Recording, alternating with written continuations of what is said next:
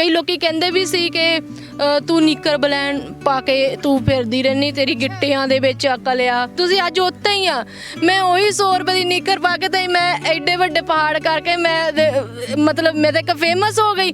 बूटा मंडी की थां तो उठ के कैलीफोर्निया दे एक आर्टिकल दे विच अपनी खबर चलाउणी वो मेरे लिए बहुत वड्डी अचीवमेंट सी।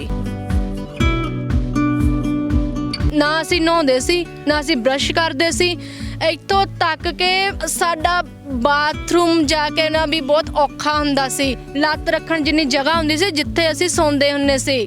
60 क्लाइंबरां दे नाल मुकाबले हुंदे सी, 60 क्लाइंबरां दे नाल, ते मैं इत्थे पंजाब दे विचों गई सी। पंजाब दी कोई इहो जी यूनीवर्सिटी नहीं है जिहड़ी मैं छड्डी होऊगी। मैं हर थां ते गई कि मैं तुहानूं रिप्रजेंट करूँगी ना। सो कईयां ने तां इन्नी क हिम्मत तोड़ी भी असीं तुहाडे 'च इंटरस्टड ही नहीं हैगे। समा बेशक लग जावे पर हिमालय पर्वत एक ना एक दिन होऊगा ही होऊगा। अपने देश का झंडा जिहड़ा उत्थे लगूगा। बेशक कई लोग कह दिंदे आ, कई लोगों ने ये भी कहा कि तू किहड़ा पहली आ, तेरे तो पहला बथेरियां ने, भावें पहलियां ने बथेरियां ने लाता पर बूटा मंडी विचों तां मैं पहली होऊंगी। ਜਿਹੜੇ लोग हारन तो डरदे ना वो कभी जित नहीं सकते। इसलिए जितण तो पहला तुहानूं हारना पएगा। बंदा पहला हारदा, फिर हराउंदा, फिर जितदा।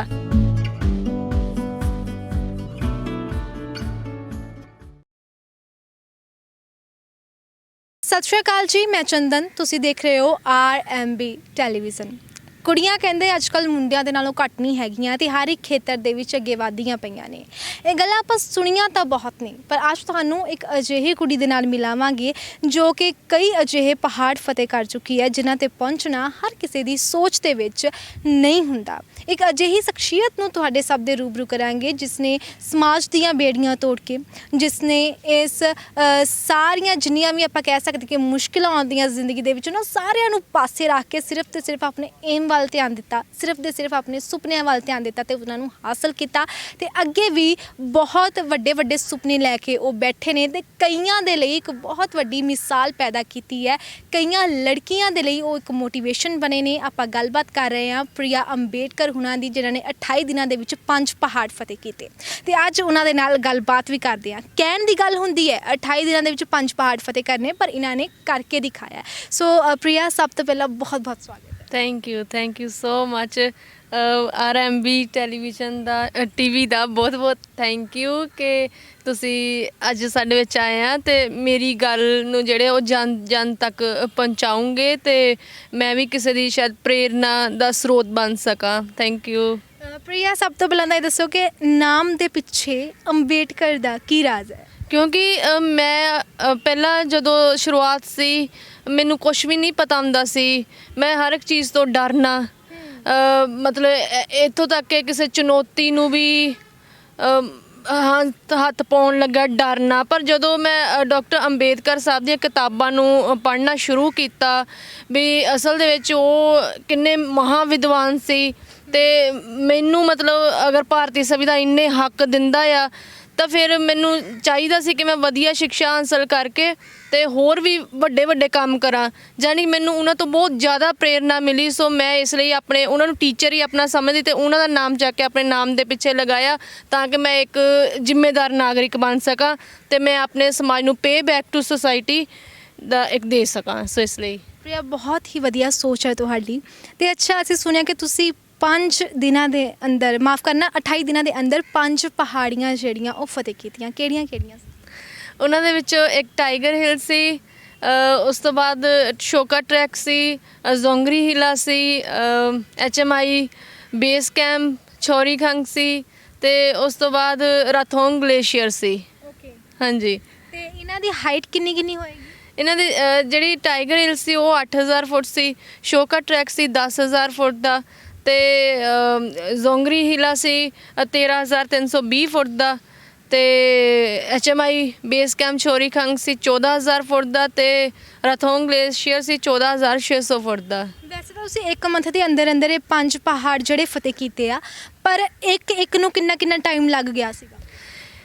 ਮਿਨੀਮਮ ਵੱਧ ਤੋਂ ਵੱਧ 2 ਘੰਟੇ 3 ਘੰਟਿਆਂ ਦੇ ਵਿੱਚ ਕਰ ਦਿੱਤਾ ਸੀ ਕਿਉਂਕਿ ਉਸਤਾਦ ਦਾ ਜਦੋਂ ਜੋ ਕੋਈ ਚੰਗਾ ਉਸਤਾਦ ਹੋਵੇ ਨਾ ਫਿਰ ਉਹਦੇ ਅਗਰ ਚੰਡੇ ਹੋਏ ਚੇਲੇ ਹੋਣਗੇ ਤਾਂ ਵੀ ਉਹ ਸਦਾ ਹੀ ਪਿੱਛੇ ਜਿੱਦਾਂ ਕਹਿ ਦੋ ਮਤਲਬ ਉਹਨਾਂ ਦੀ ਮਾਰ ਹੀ ਪੈਂਦੀ ਸੀਗੀ ਕਿ ਕਰਨਾ ਤੇ ਕਰਨਾ ਹੀ ਆ ਹਨਾ ਵੀ ਲੰਚ ਤੋਂ ਪਹਿਲਾਂ ਉੱਪਰ ਚੜ੍ਹਨਾ ਚਾਹੀਦਾ ਆ ਤੇ ਫਿਰ ਇਸ ਲਈ ਕਹਿੰਦੇ ਨੇ ਨਾ ਕਿ ਇੱਕ ਗੁਰੂ ਦੇ ਲਈ ਅਸੀਂ ਆਪਣੀ ਜਾਨ ਦੇ ਵੀ ਸਕਦੇ ਆ ਤੇ ਖੇਡ ਦੇ ਵਿੱਚ ਕਿਸੇ ਦੀ ਜਾਨ ਲੈ ਵੀ ਸਕਦੇ ਆ ਭਾਵ ਕਿ ਉਹਨੂੰ ਅਸੀਂ ਚਿੱਤ ਕਰ ਸਕਦੇ ਆ ਪਰ ਜਿਹੜਾ ਆਪਣੇ ਗੁਰੂ ਦੀ ਕਦਰ ਕਰਨਾ ਨਾ ਜਾਣੇ ਉਹ ਇਸ ਚੀਜ਼ ਨੂੰ ਨਹੀਂ ਸਮਝ ਸਕਦਾ ਸੋ ਇਸ ਲਈ ਉਹ ਜਿਹੜੀਆਂ ਸੱਟਾਂ ਲੱਗੀਆਂ ਆ ਉਹ ਅੱਜ ਵੀ ਰਾਤ ਨੂੰ ਸੁੱਤਿਆਂ ਪਿਆ ਕਈ ਵੇਲੇ ਬਹੁਤ ਦੁਖਣ ਲੱਗ ਜਾਂਦੀਆਂ ਪੈਰ ਟਵਿਸਟ ਕਰਨਾ ਮੇਰੇ ਲਈ ਔਖਾ ਹੋ ਜਾਂਦਾ ਪਰ ਉਹ ਸੱਟਾਂ ਦੀ ਬਦੌਲਤ ਹੀ ਅੱਜ ਮੈਂ ਤੁਹਾਡੇ ਸਾਹਮਣੇ ਬੈਠੀ ਹਾਂ ਤੇ ਤੁਸੀਂ ਮੇਰੀ ਇੰਟਰਵਿਊ ਕਰ ਰਹੇ ਹੋ ਸੋ ਉਹਨਾਂ ਉਸਤਾਦਾਂ ਦਾ ਬਹੁਤ ਬਹੁਤ ਧੰਨਵਾਦ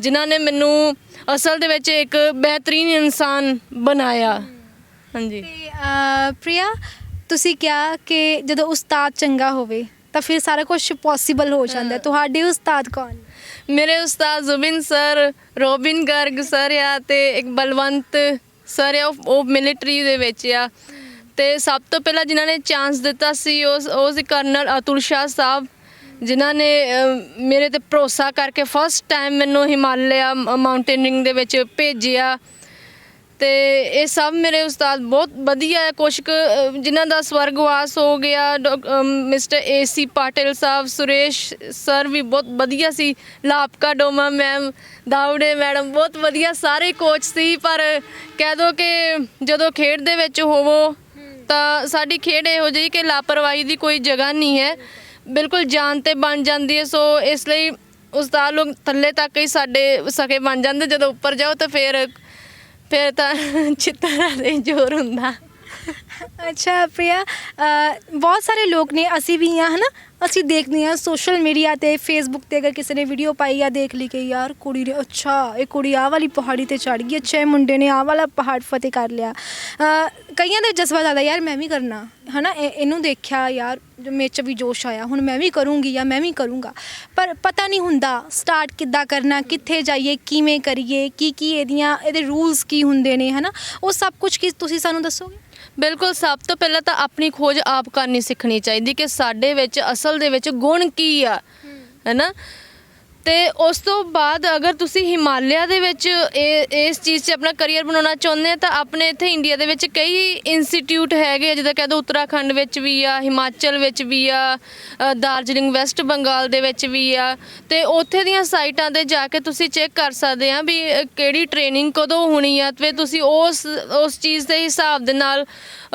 ਅਪਲਾਈ ਕਰ ਸਕਦੇ ਆ ਫਿਰ ਤੁਹਾਨੂੰ ਦੱਸ ਦੇ ਕਿ ਆਹ ਮੈਡੀਕਲ ਤੁਹਾਡਾ ਹੋਣਾ ਚਾਹੀਦਾ ਆ ਉਹ ਸਾਰਾ ਹੀ ਮਤਲਬ ਤੁਹਾਨੂੰ ਕਰਾਉਣਾ ਪੈਂਦਾ ਆ ਤੇ ਅਗਰ ਤੁਸੀਂ ਫਿਜ਼ੀਕਲ ਮੈਂਟਲੀ ਤੌਰ ਤੇ ਫਿੱਟ ਹੈਗੇ ਆ ਤੇ ਉਹ ਫਿਰ ਮਤਲਬ ਤੁਹਾਨੂੰ ਅਸੈਪਟ ਕਰ ਲੈਂਦੇ ਆ ਮਤਲਬ ਇਹਦੇ ਲਈ ਫੀਸਾਂ ਹੁੰਦੀਆਂ ਆ ਏਜ ਵੀ ਹੁੰਦੀ ਕੋਈ ਨਹੀਂ ਏਜ ਕੋਈ ਨਹੀਂ ਹੁੰਦੀ ਤੁਸੀਂ ਕੋਈ ਵੀ ਕਰ ਸਕਦੇ ਆ ਸੋ ਨਿੱਕੇ ਨਿੱਕੇ ਨਿਆਣੇ ਵੀ ਸਾਡੇ ਨਾਲ ਕਈ ਵਾਰ ਮਾਊਂਟੇਨਿੰਗ ਤੇ ਆਉਂਦੇ ਉਹਨਾਂ ਦਾ ਅਲੱਗ ਬੈਚ ਹੁੰਦਾ ਆ ਤੇ ਕਈਆਂ ਦੇ ਜਦੋਂ ਪੈਰਾਂ ਥੱਲੇ ਛਾਲੇ ਪਏ ਦੇਖਦੇ ਤਾਂ ਮਤਲਬ ਮਨ ਨੂੰ ਥੋੜਾ ਹੁੰਦਾ ਵੀ ਆ ਪਰ ਫਿਰ ਵੀ ਉਹਨਾਂ ਨੂੰ ਜਦੋਂ ਹੱਲਾਸ਼ੇਰੀ ਦੇਈਦੀ ਕਿ ਤੁਸੀਂ ਕਰ ਸਕਦੇ ਬਹੁਤ ਖੁਸ਼ੀ ਹੁੰਦੀ ਉਹਨਾਂ ਦੇ ਮਾਪੇ ਵੱਲ ਵੀ ਦੇਖ ਕੇ ਵੀ ਬੱਚੇ ਨੂੰ ਇਸ ਫੀਲਡ ਇੰਨੇ ਮੁਸ਼ਕਿਲ ਕੰਮ ਦੇ ਵਿੱਚ ਹਲੇ ਛੋਟੇ ਜਿਹੇ ਨੂੰ ਭੇਜਿਆ ਆ ਤੇ ਫਕਰ ਆ ਇਹੋ ਜਿਹੇ ਮਾਂ-ਬਾਪ ਤੇ ਵੀ ਜੋ ਬੱਚੇ ਨੂੰ ਹੁਣੇ ਖੇਡਾਂ ਵੱਲ ਜਿੱਦਾਂ ਪਾ ਰਹੇ ਆ ਤੇ ਮੈਨੂੰ ਕਈ ਮਹਿਲਾਵਾਂ ਵੀ ਜਿੱਦਾਂ ਫੋਨ ਕਰਕੇ ਦੱਸਦੀਆਂ ਹੁੰਦੀਆਂ ਕਿ ਅਸੀਂ ਤੁਹਾਤੋਂ ਇੰਸਪਾਇਰ ਹੁੰਦੇ ਆ ਵੀ ਅਸੀਂ ਵੀ 5 ਵਜੇ ਉੱਠ ਜਾਂਦੇ ਆ ਸਵੇਰ ਨੂੰ ਅਸੀਂ ਤੁਹਾਡੀ ਵੀਡੀਓ ਦੇ ਜਿੱਦਾਂ ਤੁਸੀਂ ਕਰਦੇ ਅਸੀਂ ਵੀ ਕਰਨੇ ਦੀ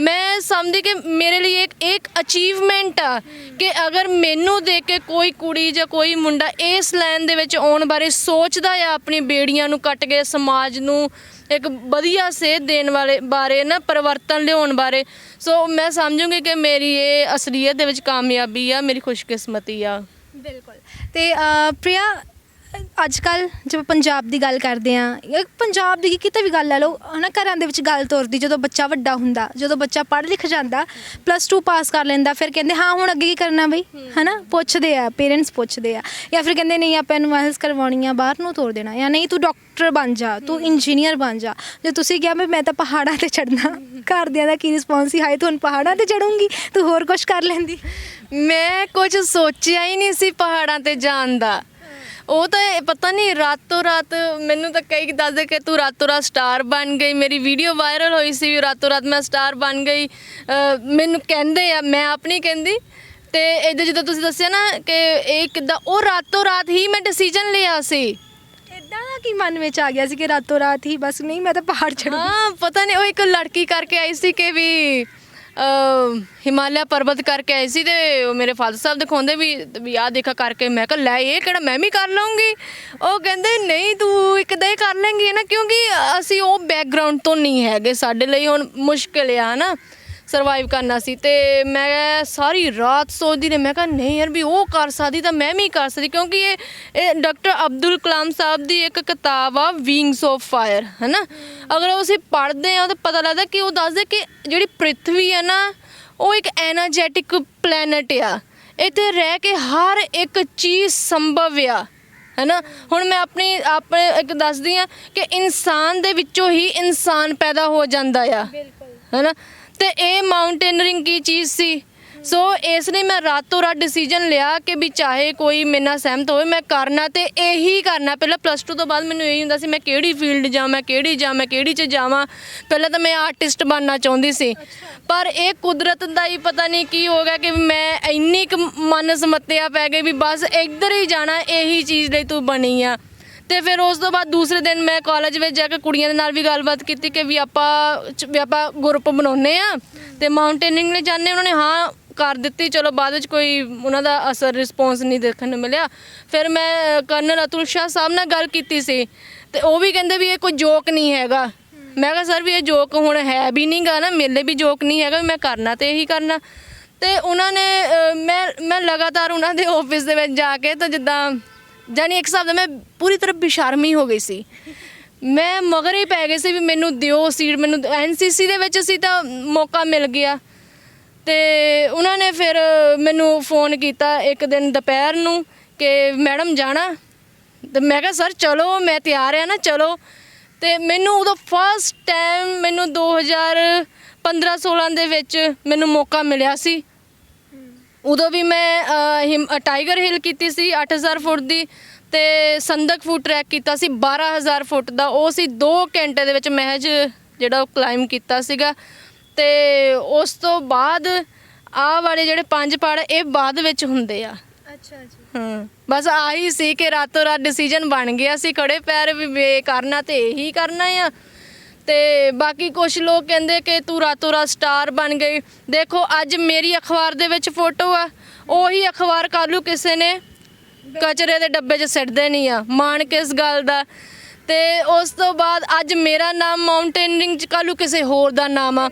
ਫਰਕ ਇਹੀ ਆ ਕਿ ਵੀ ਬਸ ਇੱਦਾਂ ਦਾ ਕੁਛ ਕਰੋ ਕਿ ਜਿਹੜਾ ਤੁਹਾਡੀ ਮਾਤ ਭੂਮੀ ਆ, ਤੁਹਾਡੇ ਨਾਲ ਵੱਸਦੇ ਹੋਰ ਚਿਹਰੇ ਆ, ਜਾਂ ਤੁਹਾਡੀ ਜਿੱਥੇ ਤੁਸੀਂ ਪੈਦਾ ਹੋਏ ਆ, ਜਿਸ ਇਨਸਾਨ ਨੇ ਤੁਹਾਡੇ ਲਈ ਇੰਨਾ ਕੁਛ ਕੀਤਾ ਬਸ ਉਹਦਾ ਨਾਮ ਕਰ ਜੋ, ਹੈ ਨਾ। ਕਿ ਵੀ ਪਤਾ ਲੱਗੇ ਵੀ ਫਲਾਨੇ ਦੇ ਬੱਚੇ ਨੇ ਇੱਦਾਂ ਕੀਤਾ। ਹੁਣ ਮੇਰੇ ਕਰਕੇ ਮੇਰੇ ਦਾਦੇ ਪੜਦਾਦਿਆਂ ਨੂੰ ਵੀ ਲੋਕੀ ਯਾਦ ਕਰਦੇ ਵੀ ਇਹ ਉਹਨਾਂ ਦੇ ਖਾਨਦਾਨ 'ਚੋਂ ਆ। ਸੋ ਮੇਰੇ ਲਈ ਬਹੁਤ ਵਧੀਆ ਗੱਲ ਆ। ਤੁਸੀਂ ਕਿਹਾ ਕਿ ਕਰੋ ਕੁਛ ਇਦਾਂ ਦਾ ਕਰੋ ਕਿ ਜੋ ਤੁਹਾਡੀ ਮਾਤ ਭੂਮੀ ਆ, ਹੈ ਨਾ, ਉਸ ਨੂੰ ਵੀ ਤੁਹਾਡੇ ਤੇ ਫਕਰ ਹੋਵੇ। ਮਾਤ ਭੂਮੀ ਦੀ ਗੱਲ ਕਰੀਏ, ਲੋਕ ਤਾਂ ਮਾਤ ਭੂਮੀ ਛੱਡ ਕੇ ਜਾ ਰਹੇ ਨੇ, ਕਹਿੰਦੇ ਵੀ ਇੱਥੇ ਤਾਂ ਕੁਛ ਨਹੀਂ ਰੱਖਿਆ।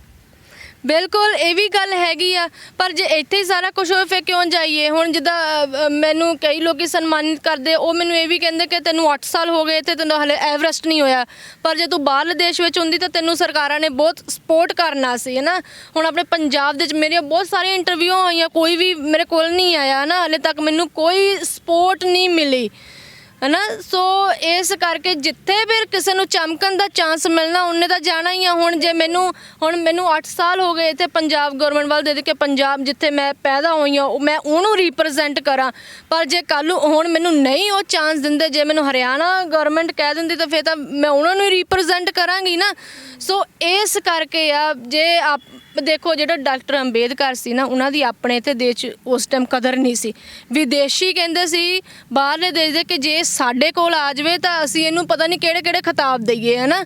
ਤੇ ਉਹਨਾਂ ਨੂੰ ਭਾਰਤ ਰਤਨ ਵੀ ਬਾਅਦ ਵਿੱਚ ਹੀ ਮਿਲਿਆ ਸੀ, ਹੈਨਾ। ਇਹ ਗੱਲਾਂ ਨੂੰ ਬਹੁਤ ਸੋਚਣਾ ਪੈਂਦਾ ਆ। ਸੋ ਇਸੇ ਲਈ ਲੋਕੀ ਇੱਥੋਂ ਛੱਡ ਕੇ ਜਾਈ ਜਾਂਦੇ, ਕਿਉਂਕਿ ਇੱਥੇ ਖਿਡਾਰੀ ਦੀ ਕਦਰ ਨਹੀਂ ਹੈਗੀ। ਹੁਣ ਮੈਂ ਕਈ ਖਿਡਾਰੀ ਮੈਂ ਸੋਸ਼ਲ ਮੀਡੀਆ ਤੇ ਵੀ ਦੇਖੋ, ਜਿਹੜਾ ਪਾਸ਼ ਸੀ ਨਾ, ਪਾਸ਼ ਆਪਣੇ ਪੰਜਾਬੀ ਸਾਹਿਤ ਦਾ ਬਹੁਤ ਹੀ ਉੱਘਾ ਇੱਕ ਕਵੀ ਵੀ ਸੀ, ਤੇ ਉਹਨੇ ਕਿਹਾ ਸੀ ਵੀ ਸਭ ਤੋਂ ਔਖਾ ਹੁੰਦਾ ਸੁਪਨਿਆਂ ਦਾ ਮਰ ਜਾਣਾ, ਘਰ ਤੋਂ ਕੰਮ ਤੇ ਕੰਮ ਤੋਂ ਘਰ ਨੂੰ ਜਾਣਾ। ਜਦੋਂ ਮੈਂ ਖਿਡਾਰੀ ਕਿਸੇ ਨੂੰ ਇੱਦਾਂ ਦੇਖਦੀ ਹਾਂ ਨਾ, ਉਹਦੇ ਸੁਪਨੇ ਟੁੱਟਦੇ, ਬਹੁਤ ਤਕਲੀਫ ਬਹੁਤ ਹੁੰਦੀ ਆ। ਹੁਣ ਮੈਂ ਹਰ ਰੋਜ਼ ਹਿਮਾਲਿਆ ਨੂੰ ਯਾਦ ਕਰਦੀ ਹਾਂ ਵੀ ਕਦੀ ਮੈਨੂੰ ਮੈਨੂੰ ਮੌਕਾ ਮਿਲੇ, ਕਦੀ ਕੰਧਾਂ 'ਤੇ ਉਹਦਾ ਨਾਂ ਲਿਖਣ ਲੱਗ ਪੈਣਾ, ਕਦੀ ਚਿੱਠੀਆਂ ਲਿਖਣੀਆਂ। ਮੇਰਾ ਪਾਗਲਪਨ ਇੱਥੋਂ ਤੱਕ ਵੱਧ ਗਿਆ। ਇੱਕ ਮੁਹੱਬਤ ਕਰਨੀ ਪੈਂਦੀ ਆਪਣੇ ਜਨੂਨ, ਇੱਕ ਜਨੂਨ ਪੈਦਾ ਹੋ ਜਾਂਦਾ ਆ। ਹਾਂ, ਸੋ ਮੈਨੂੰ ਕਈ ਲੋਕੀ ਕਹਿੰਦੇ ਵੀ ਸੀ ਕਿ ਤੂੰ ਨਿੱਕਰ ਬਲੈਣ ਪਾ ਕੇ ਤੂੰ ਫਿਰਦੀ ਰਹਿੰਦੀ, ਤੇਰੀ ਗਿੱਟਿਆਂ ਦੇ ਵਿੱਚ ਅਕਲ ਆ। ਸੋ ਅੱਜ ਮੈਂ ਉਹਨਾਂ ਨੂੰ ਕਹਿਣਾ ਚਾਹੂੰਗੀ ਵੀ ਤੁਸੀਂ ਜਿੰਨੇ ਵੀ ਬ੍ਰਾਂਡ ਪਾਏ ਹੈ ਨਾ, ਗੁੱਚੀ ਅਰਮਾਨੀ ਜੋ ਵੀ ਬ੍ਰਾਂਡ ਪਾਏ, ਤੁਸੀਂ ਅੱਜ ਉੱਥੇ ਹੀ ਆ। ਮੈਂ ਉਹੀ 100 ਰੁਪਏ ਦੀ ਨਿੱਕਰ ਪਾ ਕੇ ਤੇ ਮੈਂ ਐਡੇ ਵੱਡੇ ਪਹਾੜ ਕਰਕੇ ਮੈਂ ਮੈਂ ਤਾਂ ਇੱਕ ਫੇਮਸ ਹੋ ਗਈ। ਬੂਟਾ ਮੰਡੀ ਦੀ ਥਾਂ ਤੋਂ ਉੱਠ ਕੇ ਕੈਲੀਫੋਰਨੀਆ ਦੇ ਇੱਕ ਆਰਟੀਕਲ ਦੇ ਵਿੱਚ ਆਪਣੀ ਖਬਰ ਚਲਾਉਣੀ, ਉਹ ਮੇਰੇ ਲਈ ਬਹੁਤ ਵੱਡੀ ਅਚੀਵਮੈਂਟ ਸੀ। ਸੋ ਇਸ ਲਈ ਪਹਿਰਾਵੇ ਤੋਂ ਜੱਜਮੈਂਟ ਨਹੀਂ ਕਰਨਾ ਚਾਹੀਦਾ। ਬੰਦਾ ਅੰਦਰ ਕੀ ਆਪਣੀ ਬਗਾਵਤ ਲੈ ਕੇ ਬੈਠਾ, ਕਹਿੰਦੇ ਦਿਲ ਤੇ ਸੱਟ ਲੱਗਣੀ ਬਹੁਤ ਜ਼ਰੂਰੀ ਹੁੰਦੀ ਆ।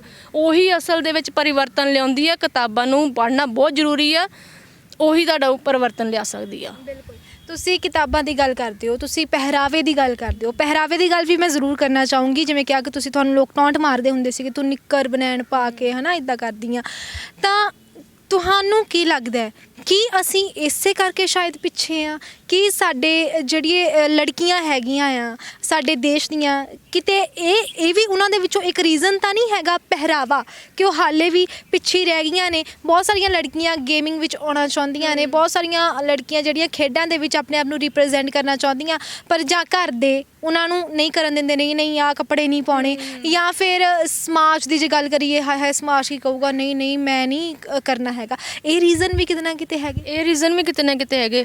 ਮੈਂ ਇੱਕ ਵਾਰੀ ਕੁਸ਼ਤੀ ਦੇ ਵਿੱਚ ਐਡਮਿਸ਼ਨ ਲਈ ਸੀ, ਤੇ ਮੈਂ ਸੋਚਿਆ ਕਿ ਚਲੋ ਇਹ ਵੀ ਇੱਕ ਸਕਿੱਲ ਮੈਂ ਸਿੱਖਾਂ। ਤੇ ਮਤਲਬ ਉੱਥੇ ਵੀ ਕਈ ਕੁੜੀਆਂ ਇੱਦਾਂ ਸੀ ਕਿ ਉਹ ਕਹਿੰਦੀਆਂ ਸੀ ਕਿ ਅਸੀਂ ਕਰਨਾ ਆ, ਪਰ ਉਹਨਾਂ ਦੇ ਫੈਮਿਲੀ ਜਿਹੜੀ ਉਹ ਸਪੋਰਟ ਨਹੀਂ ਕਰਦੀ ਸੀ ਕਿ ਵੀ ਤੁਸੀਂ ਰੈਸਲਿੰਗ ਡਰੈਸ ਪਾਓ, ਹੈ ਨਾ। ਹੁਣ ਫਿਰ ਉਹ ਲੜਕੀ ਨੇ ਉਹਨੂੰ ਛੱਡਣਾ ਪਿਆ, ਹੈ ਨਾ। ਸੋ ਕਈ ਤਰ੍ਹਾਂ ਦੇ, ਹੁਣ ਜਿੱਦਾਂ ਲਾ ਲਓ ਸਵੀਮਿੰਗ ਡਰੈਸ ਹੋ ਗਈ, ਉਹ ਇੱਕ ਖੇਡ ਦੀ ਡਰੈਸ ਆ। ਪਰ ਜਿਹੜਾ ਸੋਸ਼ਲ ਮੀਡੀਆ 'ਤੇ ਹੁਣ ਲੋਕੀ ਕਹਿ ਦੋ ਬਿਲਕੁਲ ਹੀ ਆਪਣਾ ਕਰ ਰਹੇ ਆ, ਉਹ ਬਹੁਤ ਗਲਤ ਗੱਲ ਆ। ਜਿਹੜਾ ਕੱਪੜਾ ਜਿੱਥੇ ਸੱਜਦਾ ਉਹਨੂੰ ਉੱਥੇ ਹੀ ਪਾਉਣਾ ਚਾਹੀਦਾ। ਕੱਪੜੇ ਦੇ ਵਿੱਚ ਖਰਾਬੀ ਨਹੀਂ ਹੁੰਦੀ, ਖਰਾਬੀ ਬੰਦੇ ਦੇ ਨਜ਼ਰੀਏ 'ਚ ਹੋ ਜਾਂਦੀ ਆ। ਪਰ ਇਹ ਖੁਦ ਨੂੰ ਵੀ ਸਾਨੂੰ ਚਾਹੀਦਾ ਆ ਵੀ ਜਿਹੜੀ ਖੇਡ ਦੀ ਜਿਹੜੀ ਚੀਜ਼ ਬਣੀ ਉਹਨੂੰ ਅਸੀਂ ਉੱਥੇ ਹੀ ਵਰਤੋਂ ਕਰੀਏ। ਬਾਕੀ ਹੋਰ ਲੋਕੀ ਜਿੱਦਾਂ ਹੁਣ ਮੈਂ ਤੁਹਾਨੂੰ ਦੱਸਿਆ ਵੀ ਆ ਕਿ ਕਈ ਕੁੜੀਆਂ ਮੈਨੂੰ ਜਨੂਨ ਕਹਿਣਾ ਕਿ ਉਹ ਜਨੂਨ ਯਾਨੀ ਕਿ ਮੈਨੂੰ ਪੈਸ਼ਨ ਕਹਿੰਦੀਆਂ ਸੀ, ਜਨੂਨ ਕਹਿੰਦੀਆਂ ਸੀ ਵੀ ਇਹਦੇ ਸਿਰ ਤਾਂ ਜਨੂਨ ਆ ਨਾ, ਮੇਰਾ ਨਾਂ ਹੀ ਪਾ ਲਿਆ, ਮੈਨੂੰ ਛੇੜ ਪਾ ਲਈ। ਤੇ ਅੱਜ ਮੈਂ ਉਹਨਾਂ ਦਾ ਹੀ ਦਿੱਤਾ ਨਾਮ ਜਿਹੜਾ ਉਹ ਵਰਤ ਲਿਆ। ਅੱਜ ਮੈਂ ਇੱਕ ਪੈਸ਼ਨੇਟ ਮਾਊਂਟੇਨੀਅਰ ਆ ਤੇ ਮੈਨੂੰ ਇਸ 'ਤੇ ਇੱਕ ਫਕਰ ਵੀ ਆ। ਲੋਕ ਜਿਹੜੇ ਮੈਨੂੰ ਕਹਿੰਦੇ ਸੀਗੇ ਕਿ ਇਹਨੂੰ ਨਾਲ ਰੱਖਣ ਦੇ ਵਿੱਚ ਸਾਨੂੰ ਸ਼ਰਮ ਮਹਿਸੂਸ ਹੁੰਦੀ, ਸਾਡੀ ਬੇਇੱਜ਼ਤੀ ਹੁੰਦੀ ਆ, ਕਿਉਂਕਿ ਮੇਰਾ ਸੁਭਾਅ ਹੀ ਥੋੜ੍ਹਾ ਇਸ ਹਿਸਾਬ ਦਾ ਆਉਂਦਾ ਸੀ ਕਿ ਵੀ ਮੈਂ ਬਹੁਤ ਹਸਮੁਖ ਰਹਿਣਾ, ਜਾਂ ਮੈਂ ਮਤਲਬ ਆਮ ਕਿਸੇ ਦੇ ਨਾਲ ਜਿੱਦਾਂ ਕਹਿ ਦਿਓ ਕੁੜੀਆਂ ਹੁਣ ਘੁੰਮਣ ਫਿਰਨ ਚਲ ਜਾਂਦੀਆਂ ਆ, ਫਿਲਮਾਂ ਦੇਖਣ ਜਾਣੀਆਂ, ਮੇਰਾ ਇਹੋ ਜਿਹਾ ਨਹੀਂ ਹੁੰਦਾ ਸੀ।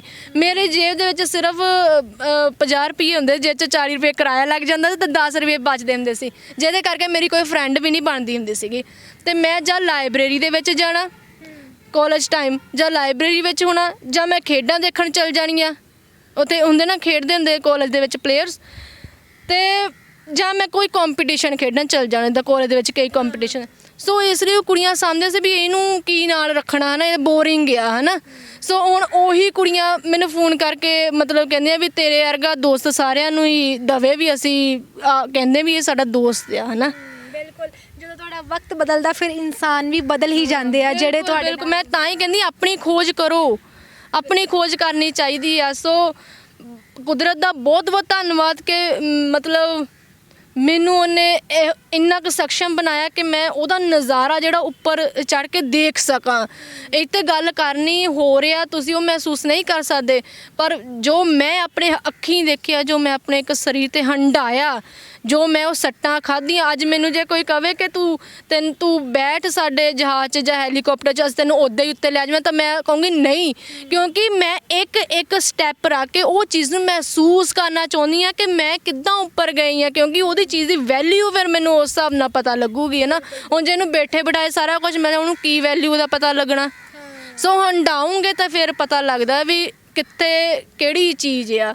ਸੋ ਹਿਮਾਲਿਆ ਤੇ ਬਹੁਤ ਜ਼ਿਆਦਾ ਇੱਕ ਸਰਵਾਈਵ ਆ ਜਿਹੜੇ ਕਹਿੰਦੇ ਨੇ ਕਿ ਅਸੀਂ ਤਾਂ ਮਿੱਟੀ ਨਹੀਂ ਲੱਗਣ ਦੇਈਦੀ ਆਪਣੇ ਆਪ ਨੂੰ, ਤੇ ਉਹਨਾਂ ਦੇ ਲਈ ਤਾਂ ਬਹੁਤ ਔਖੀ ਚੀਜ਼ ਆ, ਕਿਉਂਕਿ ਜਿੱਦਾਂ ਹੁਣ ਮੈਂ ਇੰਨਾ ਖੁੱਲ੍ਹ ਕੇ ਕਿੱਦਾਂ ਦੱਸਾਂ, ਪਰ ਇੰਨਾ ਆ ਵੀ ਬਹੁਤ ਸਰਵਾਈਵ ਆ, ਬਹੁਤ ਜ਼ਿਆਦਾ ਸਰਵਾਈਵ ਆ। ਤੁਹਾਡਾ ਰਹਿਣ ਸਹਿਣ ਬਿਲਕੁਲ ਹੀ ਬਦਲ ਜਾਂਦਾ ਆ। ਅੱਛਾ, ਰਹਿਣ ਸਹਿਣ ਤੁਸੀਂ ਕਿਹਾ ਬਦਲ ਜਾਂਦਾ, ਜਦੋਂ ਤੁਸੀਂ ਪਹਾੜਾਂ 'ਤੇ ਜਾਂਦੇ ਹੋ, ਹਿਮਾਲਿਆ ਦੇ ਉੱਪਰ ਜਾਂਦੇ ਹੋ, ਰਹਿਣਾ ਸਹਿਣਾ, ਖਾਣਾ ਪੀਣਾ, ਸੌਣਾ, ਹੈ ਨਾ, ਕਿਵੇਂ ਮੈਨੇਜ ਹੁੰਦਾ ਹੈ ਸਰ?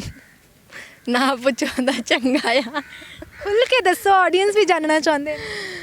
ਬਸ ਇੱਦਾਂ ਆ ਕਿ ਜੇ ਤੁਹਾਨੂੰ ਕੋਈ ਬੁਖਾਰ ਬਕੂਰ ਵੀ ਹੋ ਜਾਂਦਾ ਉਹ ਠੰਡ ਦੇ ਵਿੱਚ, ਜਾਂ ਤੁਹਾਨੂੰ ਕੋਈ ਪ੍ਰੋਬਲਮ ਵੀ ਹੋ ਜਾਂਦੀ, ਤਾਂ ਰੈਸਟ ਦੀ ਮਨਾਹੀ ਆ। ਰੈਸਟ ਦਾ ਤੁਸੀਂ ਕਰ ਹੀ ਨਹੀਂ ਸਕਦੇ, ਕਿਉਂਕਿ ਸਰੀਰ ਹੀ ਤੁਹਾਡਾ ਉਸ ਹਿਸਾਬ ਦਾ ਉਸਤਾਦ ਨੇ ਬਣਾਇਆ ਹੁੰਦਾ। ਰੈਸਟ ਕਰਕੇ ਤੁਸੀਂ ਮਤਲਬ ਉਹ ਸਰੀਰ ਖਰਾਬ ਕਹਿ ਦਿੰਦੇ ਖਰਾਬ ਹੋ ਜਾਂਦਾ ਹੈ, ਤਾਂ ਮਤਲਬ ਰੈਸਟ ਬਿਲਕੁਲ ਮਨਾਹੀ ਹੁੰਦੀ ਆ। ਤੇ ਸਮਾਂ ਨਿਰਧਾਰਿਤ ਕੀਤਾ ਜਾਂਦਾ ਹੈ ਕਿ ਇੰਨੇ ਟਾਈਮ ਤੱਕ ਹੀ ਤੁਹਾਨੂੰ ਫ੍ਰੀ ਟਾਈਮ ਦਿੱਤਾ ਜਾਊਗਾ ਤੇ ਉਨੇ ਦੇ ਵਿੱਚ ਹੀ ਮੈਨੇਜ ਕਰਨਾ। ਅਸੀਂ 28 ਦਿਨ ਮਤਲਬ ਕਹਿ ਦਿਓ 28 ਦੇ ਵਿੱਚੋਂ 20 ਦਿਨ ਲਾ ਲਓ, ਨਾ ਅਸੀਂ ਨਹਾਉਂਦੇ ਸੀ, ਨਾ ਅਸੀਂ ਬਰੱਸ਼ ਕਰਦੇ ਸੀ, ਇੱਥੋਂ ਤੱਕ ਕਿ ਸਾਡਾ ਬਾਥਰੂਮ ਜਾ ਕੇ ਨਾ ਵੀ ਬਹੁਤ ਔਖਾ ਹੁੰਦਾ ਸੀ। ਲੱਤ ਰੱਖਣ ਜਿੰਨੀ ਜਗ੍ਹਾ ਹੁੰਦੀ ਸੀ ਜਿੱਥੇ ਅਸੀਂ ਸੌਂਦੇ ਹੁੰਦੇ ਸੀ। 60 ਕਲਾਈਂਬਰਾਂ ਦੇ ਨਾਲ ਮੁਕਾਬਲੇ ਹੁੰਦੇ ਸੀ, 60 ਕਲਾਈਂਬਰਾਂ ਦੇ ਨਾਲ। ਤੇ ਮੈਂ ਇੱਥੇ ਪੰਜਾਬ ਦੇ ਵਿੱਚੋਂ ਗਈ ਸੀ। 60 ਕਲਾਈਂਬਰਾਂ ਦੇ ਵਿੱਚ ਕਈ ਵਿਦੇਸ਼ੀ ਮਾਊਂਟੇਨੀਅਰ ਵੀ ਹੁੰਦੇ ਆ। ਥੋੜਾ ਭਾਸ਼ਾ ਦਾ ਵੀ ਸਾਨੂੰ ਕਹਿ ਦਿਓ, ਇਹ ਨਹੀਂ ਵੀ ਚਲੋ ਇੰਗਲਿਸ਼ ਤਾਂ ਬੰਦਾ ਬੋਲ ਹੀ ਲੈਂਦਾ, ਪਰ ਜਿੱਦਾਂ ਕਿ ਤਾਮਿਲਨਾਡੂ ਦੀ ਸਟੇਟ ਹੋ ਗਈ ਜਾਂ ਉੱਤਰਾਖੰਡ, ਅਸਾਮ, ਮਤਲਬ ਕਈ ਇੱਦਾਂ ਦੇ, ਮਨੀਪੁਰ ਦੇ ਮਾਊਂਟੇਨੀਅਰ, ਉਹ ਭਾਸ਼ਾ ਹੀ ਨਹੀਂ ਸਮਝ ਆਉਂਦੀ। ਜਾਨੀ ਪੈਰ ਤੇ ਇੱਕ ਚੈਲੰਜ, ਪਰ ਜਿਹੜੇ ਬੰਦੇ ਨੂੰ ਖੁਦ ਤੇ ਭਰੋਸਾ ਹੋਵੇ ਨਾ ਵੀ ਲੈ ਵੀ ਮੈਂ ਰਾਜਾ ਆ, ਮੈਂ ਕਰ ਸਕਦਾ, ਮੈਨੂੰ ਕਿਸੇ ਚੀਜ਼ ਦਾ ਡਰ ਨਹੀਂ ਹੈਗਾ ਨਾ, ਵੀ ਨਥਿੰਗ ਇਜ਼ ਇੰਪੋਸੀਬਲ, ਸਭ ਕੁਛ ਪੋਸੀਬਲ ਆ, ਬਸ ਉਹ ਬੰਦਾ ਉੱਥੇ ਟਿਕ ਜਾਏਗਾ। ਬਸ ਇਹ ਆ ਵੀ ਜਿਗਰਾ ਲੈ ਕੇ ਜਾਣਾ ਚਾਹੀਦਾ। ਪਹਿਲਾਂ ਜਦੋਂ ਮੈਂ ਗਈ ਸੀ ਮੈਨੂੰ ਨਹੀਂ ਪਤਾ ਸੀ ਵੀ ਮੈਂ ਕਰ ਪਾਉਂਗੀ ਜਾਂ ਨਹੀਂ, ਕਿਉਂਕਿ ਜਦੋਂ ਮੈਂ ਪਹਿਲੀ ਟ੍ਰੇਨਿੰਗ 'ਤੇ ਗਈ ਸੀ ਮੈਂ ਵੀ ਫੇਲ ਹੋਈ ਸੀ, ਹੈ ਨਾ। ਪਰ ਮੈਂ ਥੋੜ੍ਹਾ ਲਿਖਦੀ ਵੀ ਆ, ਪਰ ਮੈਂ ਇੱਕ ਆਪਣੀ ਲਿਖਤ ਸਾਂਝੀ ਕਰੂੰਗੀ ਕਿ ਜਿਹੜੇ ਲੋਕ ਹਾਰਨ ਤੋਂ ਡਰਦੇ ਨਾ ਉਹ ਕਦੀ ਜਿੱਤ ਨਹੀਂ ਸਕਦੇ। ਇਸ ਲਈ ਜਿੱਤਣ ਤੋਂ ਪਹਿਲਾਂ ਤੁਹਾਨੂੰ ਹਾਰਨਾ ਪਏਗਾ। ਬੰਦਾ ਪਹਿਲਾਂ ਹਾਰਦਾ, ਫਿਰ ਹਰਾਉਂਦਾ, ਫਿਰ ਜਿੱਤਦਾ। ਮੈਂ ਵੀ ਪਹਿਲਾਂ ਡਰਦੀ ਸੀ ਵੀ ਮੈਂ ਹਾਰ ਗਈ ਸੀ, ਮੇਰੇ ਕੋਲ ਉਹ ਹੋ ਨਹੀਂ ਰਿਹਾ ਸੀ। ਫਿਰ ਜਦੋਂ ਦੁਬਾਰਾ ਟ੍ਰੇਨਿੰਗ 'ਤੇ ਗਈ, ਦੁਬਾਰਾ ਇਹ ਚੀਜ਼ਾਂ ਨੂੰ ਕੀਤਾ, ਤੇ ਮੈਂ HMI ਟੈਂਜ਼ਿੰਗ ਰੋਕ ਨੂੰ ਜਿਹੜਾ ਉਹ ਚਾਰੇ ਪਾਸਿਓਂ ਹੀ ਫਤਿਹ ਕਰ ਲਿਆ ਸੀ। ਕਹਿੰਦੇ ਸੀ ਨਾ ਸੋਚਣ ਨਾਲ ਕੁਛ ਨਹੀਂ, ਦਾ ਸੋਚਣ ਨਾਲ ਵੀ ਬਹੁਤ ਕੁਛ ਹੁੰਦਾ ਆ, ਹੈ ਨਾ। ਬਿਲਕੁਲ, ਹਾਂ, ਸੋਚਣ ਨਾਲ ਵੀ ਬਹੁਤ ਕੁਛ ਹੁੰਦਾ ਆ। ਤੇ ਮੈਂ ਜਦੋਂ ਗਈ ਸੀ ਮੈਂ ਉਹਨੂੰ ਕਲਾਈਮ ਕੀਤਾ ਸੀ, ਤੇ ਮੈਨੂੰ ਇੱਦਾਂ ਲੱਗਾ ਕਿ ਮੈਂ ਅਚੀਵ ਕਰ ਲਿਆ। ਜਿਸ ਚੀਜ਼ ਤੋਂ ਮੈਂ ਇੱਕ ਹਾਰ ਕੇ ਪਿੱਛੇ ਗਈ ਸੀ ਉਹ ਮੈਂ ਅਚੀਵ ਕਰ ਲਈ ਸੀ। ਤੇ ਭਰੋਸਾ ਸੀ, ਤੇ ਪਿੱਛੇ ਕਿਤਾਬਾਂ ਦਾ ਹੱਥ ਸੀ, ਕਿਤਾਬਾਂ ਨੂੰ ਪੜ੍ਹ ਕੇ ਬਹੁਤ ਜਿੱਦਾਂ ਮੈਨੂੰ ਹਿੰਮਤ ਬਹੁਤ ਮਿਲੀ। ਸੋ ਜਿਵੇਂ ਤੁਸੀਂ ਕਿਹਾ ਕਿ ਸੋਚ ਦਾ ਵੀ ਬਹੁਤ ਵੱਡਾ ਇਸ ਦੇ ਪਿੱਛੇ ਹੱਥ ਹੁੰਦਾ, ਕਿਉਂਕਿ ਸੋਚ ਹੀ ਕਹਿੰਦੇ ਨੇ ਇਨਸਾਨ ਦੀ ਸ਼ਕਤੀ ਹੁੰਦੀ ਹੈ, ਰਾਈਟ। ਤੇ ਜਿਵੇਂ ਹੁਣ ਤੁਹਾਡਾ ਇਹ ਪੈਸ਼ਨ ਬਣ ਗਿਆ, ਪ੍ਰੋਫੈਸ਼ਨ ਵੀ ਬਣ ਗਿਆ ਕਿ ਤੁਸੀਂ ਪਹਾੜ ਫਤਿਹ ਕਰਨੇ ਨੇ। ਕਈ ਲੋਕ ਨਾ ਇੱਦਾਂ ਹੀ ਮਤਲਬ ਕਿ ਬੈਠੇ ਦੇਖ ਕੇ ਕਹਿਣਗੇ ਕਿ ਆਹ ਕੀ ਹੈ, ਕੋਈ ਕੰਮਾਂ 'ਚੋਂ ਕੰਮ ਆ, ਇਹ ਤਾਂ ਸਾਰੇ ਹੀ ਕਰ ਲੈਂਦੇ ਆ, ਇਹ ਵੀ ਕੋਈ ਕੰਮ ਆ, ਹਾਂ ਨਾ ਇਹਦੇ ਵਿੱਚ ਕੁਛ ਤੁਹਾਨੂੰ ਮਿਲਦਾ ਹੀ ਉਹ। ਸੋ ਉਹਨਾਂ ਲੋਕਾਂ ਨੂੰ ਕੀ ਕਹਿਣਾ ਚਾਹੁੰਦੇ ਹੋ? ਕਈਆਂ ਨੂੰ ਇਹ ਲੱਗਦਾ ਕਿ ਇਹਦੇ ਵਿੱਚ ਤਾਂ ਕੋਈ ਮਿਹਨਤ ਹੀ ਨਹੀਂ ਕਰਨੀ ਪੈਂਦੀ, ਇਹ ਤਾਂ ਹਰ ਕੋਈ ਉੱਠ ਕੇ ਕਰ ਲੂਗਾ। ਹਾਂ, ਹਰ ਕੋਈ ਕਰ ਲੈਂਦਾ। ਫਿਰ ਆ ਜਾਓ ਮੁਕਾਬਲਾ ਕਰ ਲੈਂਦੇ ਆ ਫਿਰ, ਹੈ ਨਾ। ਆਓ ਮੈਂ ਪੂਰਾ weight ਚੱਕੂੰਗੀ। ਸਾਡੇ ਪਿੱਛੇ ਕਹਿ ਦਿਓ 17 ਕਿਲੋ 18 ਕਿਲੋ ਅਸੀਂ weight ਚੱਕ ਕੇ ਫੇਰ ਕਲਾਈਮ ਕਰੀਦਾ ਇੰਨੇ ਨਾ ਉਚਾਈਆਂ ਨੂੰ। ਮੈਂ ਉਹਨਾਂ ਨੂੰ ਕਹੂੰਗੀ ਆਓ ਤੁਸੀਂ ਕੋਈ weight ਨਹੀਂ ਚੱਕਣਾ, ਬਸ ਸਿੱਧਾ ਇੱਦਾਂ ਹੀ ਚੜ੍ਹਨਾ ਆ, weight ਮੈਂ ਆਪੇ ਕੈਰੀ ਕਰੂੰਗੀ, ਹੈ ਨਾ। ਦੇਖਣ ਨੂੰ ਹਰ ਇੱਕ ਚੀਜ਼ ਆਸਾਨ ਲੱਗਦੀ ਆ, ਹੈ ਨਾ, ਲੇਕਿਨ ਕਲਾਈਮਿੰਗ ਕਿੰਨੇ ਤਰ੍ਹਾਂ ਨਾਲ ਹੁੰਦੀ ਆ ਫਿਰ ਪਤਾ ਲੱਗਦਾ ਆ ਕਿ ਕਿੰਨੇ ਤਰੀਕੇ ਦੇ ਨਾਲ ਹੁੰਦੀ ਆ। ਤੇ ਇਸ ਲਈ ਕੁਝ ਵੀ ਦੇਖਣ ਨੂੰ ਆਸਾਨ ਨਹੀਂ ਹੁੰਦਾ, ਜਦੋਂ ਬੰਦਾ ਕਰਦਾ ਉਹਨੂੰ ਉਦੋਂ ਹੀ ਪਤਾ ਲੱਗਦਾ ਆ। ਤੇ ਜਿਵੇਂ ਤੁਸੀਂ ਕਿਹਾ ਕਿ ਜਦੋਂ ਤੁਸੀਂ ਕਾਲਜ ਟਾਈਮ 'ਚ ਹੁੰਦੇ ਸੀਗੇ ਤੇ ਤੁਸੀਂ ਗੱਲ ਕਹੀ ਕਿ ਤੁਹਾਡੀ ਜੇਬ ਦੇ ਵਿੱਚ 50 ਰੁਪਏ ਹੁੰਦੇ ਸੀ, 40 ਰੁਪਏ ਕਿਰਾਇਆ ਲੱਗ ਜਾਣਾ, 10 ਰੁਪਏ ਬਚ ਜਾਂਦੇ ਹੁੰਦੇ ਸੀ। ਫਿਰ ਉਸ ਤੋਂ ਬਾਅਦ ਜਦੋਂ ਤੁਸੀਂ ਆਪਣੇ ਇਸ ਪੈਸ਼ਨ ਦੇ ਵਿੱਚ ਆਏ ਹੋ, ਆਪਣੇ ਪ੍ਰੋਫੈਸ਼ਨ ਦੇ ਵਿੱਚ ਆਏ ਹੋ, ਫਿਰ ਇਹ ਸਾਰਾ ਕੁਝ ਤੁਸੀਂ ਕਿੱਦਾਂ ਮੈਨੇਜ ਕੀਤਾ? ਕਿਉਂਕਿ ਪੈਸੇ ਤਾਂ ਇੱਥੇ ਵੀ ਲੱਗਦੇ ਨੇ। ਫਿਰ ਇਸ ਹਿਸਾਬ ਨਾਲ ਸੀ ਨਾ ਕਿ ਮੈਂ ਥੋੜੀ ਆਪਣੀ ਪਰਸਨੈਲਿਟੀ ਉਸ ਹਿਸਾਬ ਦੀ ਬਣਾ ਲਈ ਸੀ। ਮੈਂ ਡਾਕਟਰ ਅੰਬੇਦਕਰ ਸਾਹਿਬ ਨੂੰ, ਜਿੱਦਾਂ ਤੁਸੀਂ ਦੱਸਿਆ ਕਿ ਜਿੱਦਾਂ ਮੈਂ ਕਿਤਾਬਾਂ ਪੜ੍ਹਦੀ ਰਹੀ, ਮੈਂ ਉੱਦਾਂ ਸਟੇਜ 'ਤੇ ਚੜ੍ਹ ਕੇ ਆਪਣਾ ਉਹ ਚੀਜ਼ ਦਾ ਪ੍ਰਚਾਰ ਕਰਨ ਲੱਗ ਗਈ ਤੇ ਫਿਰ ਲੋਕ ਮੇਰੀ ਉਸ ਚੀਜ਼ ਤੋਂ ਪ੍ਰਭਾਵਿਤ ਹੋਏ। ਜਿੱਦਾਂ ਪਹਿਲਾਂ ਕਹਿ ਦੋ, ਜਦੋਂ ਪਹਿਲਾਂ ਟ੍ਰੇਨਿੰਗ 'ਤੇ ਗਈ ਸੀ ਤਾਂ NCC ਵੱਲੋਂ ਸੀ, ਮੈਂ NCC ਦੀ ਸੀਨੀਅਰ ਅੰਡਰ ਆਫਿਸਰ ਰਹਿ ਚੁੱਕੀ ਹਾਂ। ਸੋ ਉਹਨਾਂ ਨੇ ਮੇਰੇ 'ਤੇ ਭਰੋਸਾ ਕਰਕੇ ਮੇਰੀ ਸਕਿੱਲ ਨੂੰ ਦੇਖ ਕੇ ਮੇਰੇ 'ਤੇ ਪੈਸਾ ਲਗਾਇਆ। ਫਿਰ ਉਸ ਤੋਂ ਬਾਅਦ ਡਾਕਟਰ ਅੰਬੇਦਕਰ ਚੇਤਨਾ ਮਾਰਚ ਸੁਸਾਇਟੀ ਆਬਾਦਪੁਰਾ, ਉਹਨਾਂ ਨੇ ਮੇਰੇ 'ਤੇ ਲਗਾਏ ਪੈਸੇ ਤੇ ਫਿਰ ਤਾਂ ਕਰਕੇ ਮੈਂ ਇਹ ਕਰ ਪਾਈ। ਸੋ ਜਿਹੜੇ ਇੰਟਰਨੈਸ਼ਨਲ ਪਹਾੜ ਆ ਉਹ ਤਾਂ ਫਿਰ ਲੱਖਾਂ ਦੀ ਗਿਣਤੀ ਦੇ ਵਿੱਚ ਹੁੰਦੇ ਆ। ਸੋ ਉਹ ਹੁਣ ਆਮ ਇੱਕ ਮਿਡਲ ਕਲਾਸ ਫੈਮਿਲੀ ਦੇ ਕੋਲ ਤਾਂ ਉਹ ਇੰਨੇ ਪੈਸੇ ਹੁੰਦੇ ਨਹੀਂ ਕਿ ਉਹ ਕਰ ਸਕਣਗੇ ਨਾ। ਸੋ ਇਹ ਤਾਂ ਸਰਕਾਰਾਂ ਨੂੰ ਚਾਹੀਦਾ। ਸੋ ਮੈਂ ਇੱਥੇ ਇਹ ਵੀ ਗੱਲ ਕਰਨਾ ਚਾਹੂੰਗੀ, ਮੈਨੂੰ ਮੈਂ ਪੰਜਾਬ ਦੀ ਕੋਈ ਇਹੋ ਜਿਹੀ ਯੂਨੀਵਰਸਿਟੀ ਨਹੀਂ ਹੈ ਜਿਹੜੀ ਮੈਂ ਛੱਡੀ ਹੋਊਗੀ। ਮੈਂ ਹਰ ਥਾਂ 'ਤੇ ਗਈ ਕਿ ਮੈਂ ਤੁਹਾਨੂੰ ਰੀਪ੍ਰਜੈਂਟ ਕਰੂੰਗੀ ਨਾ। ਸੋ ਕਈਆਂ ਨੇ ਤਾਂ ਇੰਨੀ ਕੁ ਹਿੰਮਤ ਤੋੜੀ ਵੀ ਅਸੀਂ ਤੁਹਾਡੇ 'ਚ ਇੰਟਰਸਟਡ ਹੀ ਨਹੀਂ ਹੈਗੇ। ਅੱਛਾ, ਹੈ ਨਾ। ਚਲੋ ਨਾ ਹੁੰਦੀ ਉਹ ਕੋਈ ਬੰਦਾ ਉੱਦਾਂ ਕਰਦੇ, ਪਰ ਸਿੱਧਾ ਕਹਿਣਾ ਕਿ ਮੈਨੂੰ ਤੇ 'ਚ ਕੋਈ ਇੰਟਰਸਟ ਨਹੀਂ ਹੈਗਾ। ਮੈਂ ਚਾਹੁੰਦੀ ਹਾਂ ਕਿ ਉਹ ਵੀ ਮੇਰੀ ਇਹ ਇੰਟਰਵਿਊ ਦੇਖਣ। ਅਤੇ ਉਸ ਤੋਂ ਬਾਅਦ ਕਈ ਕਹਿ ਦੋ ਪ੍ਰਸ਼ਾਸਨ ਦੇ ਐਸੇ ਵੀ ਅਫਸਰ ਆ ਜਿਹਨਾਂ ਨੇ ਮੈਨੂੰ ਸੱਦਿਆ, ਖੁਦ ਫੋਨ ਕਰਕੇ ਸੱਦਦੇ ਆ। ਜਦੋਂ ਮੈਂ ਜਾਂਦੀ ਹਾਂ ਅਤੇ ਉਹ ਦਰਵਾਜ਼ਾ ਨਹੀਂ ਖੋਲ੍ਹਦੇ, ਬਾਰੋਂ ਬਾਰੀ ਕਿਸੇ ਨੂੰ ਕਹਿੰਦੇ ਕਿ ਉਹਨੂੰ ਕਹਿ ਫਲਾਨੀ ਥਾਂ ਫਲਾਨੇ ਬੰਦੇ ਨੂੰ ਮਿਲਿਆ ਵੇ। ਸੋ ਫਿਰ ਕਈ ਵੇਲੇ ਲੱਗਦਾ ਕਿ ਯਾਰ ਨਹੀਂ, ਹੁਣ ਸਪੋਂਸਰਸ਼ਿਪ ਨਹੀਂ ਲੈਣੀ, ਹੁਣ ਮੈਂ ਆਪਣੇ ਦਮ 'ਤੇ ਹੀ ਕਰਨਾ, ਮੈਂ ਆਪਣੇ ਦਮ 'ਤੇ ਹੀ ਕਰੂੰਗੀ। ਹਿਮਾਲਿਆ ਪਰਬਤ ਨਾ 27 ਸਾਲ ਦੀ ਉਮਰ ਦੇ ਵਿੱਚ ਐਵਰੈਸਟ ਹੋਵੇ, ਫਿਰ ਕੀ ਹੋਇਆ, ਮੈਂ 47 ਸਾਲ ਦੀ ਉਮਰ 'ਚ ਕਰ ਲੂੰ, ਪਰ ਕਰਨਾ ਹੈਗਾ ਹੀ ਆ। ਕਿਉਂਕਿ ਜਿਨ੍ਹਾਂ ਨੇ ਮੈਨੂੰ ਸਨਮਾਨਿਤ ਕੀਤਾ ਆ ਉਹ ਮੇਰੇ ਲਈ ਬਹੁਤ ਇੱਕ ਹੋਪ ਰੱਖਦੇ ਆ ਮੇਰੇ ਕੋਲੋਂ ਵੀ ਇਹ ਸਾਡੀ ਸੁਸਾਇਟੀ ਦਾ, ਸਾਡੇ ਸਮਾਜ ਦਾ ਜਿਹੜਾ ਉਹ ਨਾਮ ਕਰੂਗੀ, ਹੈ ਨਾ। ਸੋ ਮੈਂ ਉਹਨਾਂ ਦੀਆਂ ਉਮੀਦਾਂ ਨੂੰ ਜਿਹੜਾ ਉਹ ਇੱਦਾਂ ਖਾਰਿਜ ਨਹੀਂ ਕਰਾਂਗੀ। ਸੋ ਮੈਂ ਉਹਨਾਂ ਦੀ ਉਮੀਦਾਂ ਦੇ ਖਰੇ ਉਤਰਾਂਗੀ। ਸਮਾਂ ਬੇਸ਼ੱਕ ਲੱਗ ਜਾਵੇ, ਪਰ ਹਿਮਾਲਿਆ ਪਰਬਤ ਇੱਕ ਨਾ ਇੱਕ ਦਿਨ ਹੋਊਗਾ ਹੀ ਹੋਊਗਾ। ਆਪਣੇ ਦੇਸ਼ ਦਾ ਝੰਡਾ ਜਿਹੜਾ ਉੱਥੇ ਲੱਗੂਗਾ। ਬੇਸ਼ੱਕ ਕਈ ਲੋਕ ਕਹਿ ਦਿੰਦੇ ਆ, ਕਈ ਲੋਕਾਂ ਨੇ ਮੈਨੂੰ ਇਹ ਵੀ ਕਿਹਾ ਕਿ ਤੂੰ ਕਿਹੜਾ ਪਹਿਲੀ ਆ, ਤੇਰੇ ਤੋਂ ਤਾਂ ਪਹਿਲਾਂ ਬਥੇਰਿਆਂ ਨੇ, ਭਾਵੇਂ ਪਹਿਲਿਆਂ ਨੇ ਬਥੇਰਿਆਂ ਨੇ ਲਾਤਾ, ਪਰ ਬੂਟਾ ਮੰਡੀ ਵਿੱਚੋਂ ਤਾਂ ਮੈਂ ਪਹਿਲੀ ਹੋਊਂਗੀ, ਹੈ ਨਾ। ਹਾਂ, ਜਲੰਧਰ 'ਚ ਪਹਿਲੀ ਹੋਊਂਗੀ। ਉਸ ਤੋਂ ਬਾਅਦ ਟਾਈਮ ਮੈਟਰ ਕਰਦਾ ਕਿ ਕਿੰਨੇ ਟਾਈਮ ਦੇ ਵਿੱਚ ਦਾ ਤੁਹਾਡਾ ਰਿਕਾਰਡ ਆ, ਠੀਕ ਆ। ਸੋ ਇਸ ਹਿਸਾਬ ਹੁੰਦਾ, ਭਾਵੇਂ 10 ਬ੍ਰਿਲੀਅੰਟ ਸਟੂਡੈਂਟ ਆ, ਪਰ ਟੌਪ 'ਤੇ ਕਿਹੜਾ ਆ ਮੈਟਰ ਉਹ ਕਰਦਾ ਆ। ਹਾਂ, ਸੋ ਇਸ ਲਈ ਮੈਂ ਤੁਹਾਨੂੰ ਵੀ ਕਹੂੰਗੀ ਕਿ ਜਿਹੜਾ ਇੱਕ ਜੌਨ ਕ੍ਰੈਕਰ ਨਾਮ ਦਾ ਰਿਪੋਰਟਰ ਸੀ, ਜਰਨਲਿਸਟ ਸੀ, ਉਹ ਖੁਦ ਇਹ ਚੀਜ਼ ਨੂੰ ਉੱਪਰ ਜਾ ਕੇ ਦੇਖ ਕੇ ਆਇਆ ਸੀ ਵੀ ਮੈਂ ਦੇਖਾਂ ਤਾਂ ਵੀ ਸੱਚੀ ਉੱਥੇ ਡੈਡ ਬੋਡੀਜ਼ ਪਈਆਂ ਹੁੰਦੀਆਂ, ਮੈਂ ਦੇਖਾਂ ਤਾਂ ਵੀ ਸੱਚੀ ਕੀ ਐਵਾਲਾਂਚ ਹੁੰਦਾ ਆ, ਵੀ ਮੈਂ ਉਹ ਆਪਣੇ ਅੱਖੀਂ ਦੇਖਣਾ ਚਾਹੁੰਦਾ ਅਤੇ ਲਿਖਣਾ ਚਾਹੁੰਦਾ। ਅਤੇ ਮੈਂ ਤੁਹਾਨੂੰ ਵੀ ਇਹ ਕਹੂੰਗੀ ਵੀ ਕਦੀ ਸਾਡੇ ਨਾਲ ਚੱਲੋ, ਕਿਉਂਕਿ ਸਾਨੂੰ ਕਲਿੱਕਾਂ ਨਹੀਂ ਪੈਂਦੀਆਂ, ਨਾ ਸਾਨੂੰ ਕੋਈ ਵਿਊ ਹੁੰਦੇ ਆ, ਨਾ ਸਾਡੇ ਉੱਪਰ ਕੋਈ ਬਿਜਲੀ ਦੇ ਕੋਈ ਖੰਭੇ ਲੱਗੇ ਹੁੰਦੇ ਵੀ ਜਿਹਨਾਂ ਕੋਈ ਰੇਂਜ ਆ ਜਾਣੀ, ਚਾਰਜ ਹੋ ਜਾਣੇ ਫੋਨ, ਇੱਦਾਂ ਦਾ ਕੁਛ ਨਹੀਂ ਹੁੰਦਾ।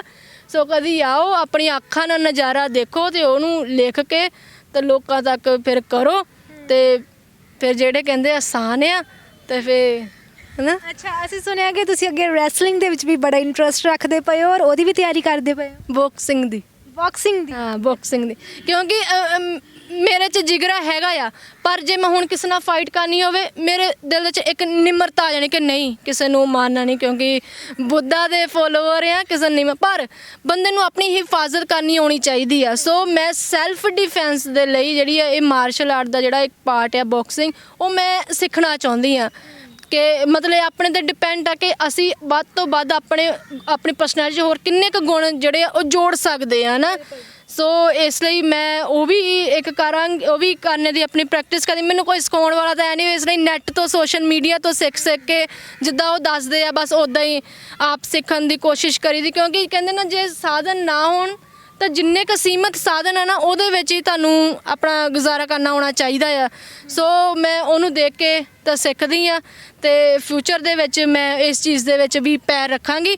ਹਿਮਾਲਿਆ ਤਾਂ ਕਰਨਾ ਹੀ ਕਰਨਾ ਤੇ ਨਾਲ ਨਾਲ ਮੈਂ ਇਹਨੂੰ ਵੀ ਕੰਟੀਨਿਊ ਕਰਾਂਗੀ।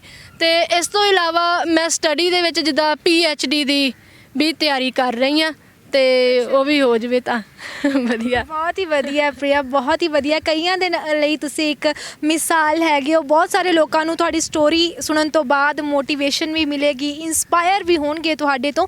ਸੋ ਆਡੀਅנס ਨੂੰ ਤੁਸੀਂ ਕੀ ਇੱਕ ਮੈਸੇਜ ਦੇਣਾ ਚਾਹੁੰਦੇ ਹੋ? ਬਸ ਇਹੀ ਆ ਕਿ ਕਈ ਵਾਰੀ ਲੋਕੀ ਬਹਾਨੇ ਬਣਾ ਦਿੰਦੇ ਕਿ ਸਾਨੂੰ ਤਾਂ ਕੋਈ ਸਿਖਾਉਣ ਵਾਲਾ ਨਹੀਂ ਜਾਂ ਸਾਨੂੰ ਤਾਂ ਪ੍ਰੋਪਰ ਡਾਈਟ ਨਹੀਂ ਮਿਲਦੀ। ਦੇਖੋ ਨਿਸ਼ਚਾ ਆਪਣਾ ਕਰੋ, ਨਿਸ਼ਚਾ ਕਰੋ ਕਿ ਹਾਂ ਮੈਂ ਕਰਨਾ ਹੀ ਆ, ਕਿਉਂਕਿ ਹੁਣ ਜੇ ਪੂਰਾ ਸੰਵਿਧਾਨ ਤੁਹਾਡੇ ਹੱਕ 'ਚ ਖੜਾ ਆ, ਪੂਰੇ ਇੰਨੇ ਅਧਿਕਾਰ ਤੁਹਾਨੂੰ ਮਿਲੇ, ਤੁਸੀਂ ਕੁਝ ਵੀ ਕਰ ਸਕਦੇ ਆ।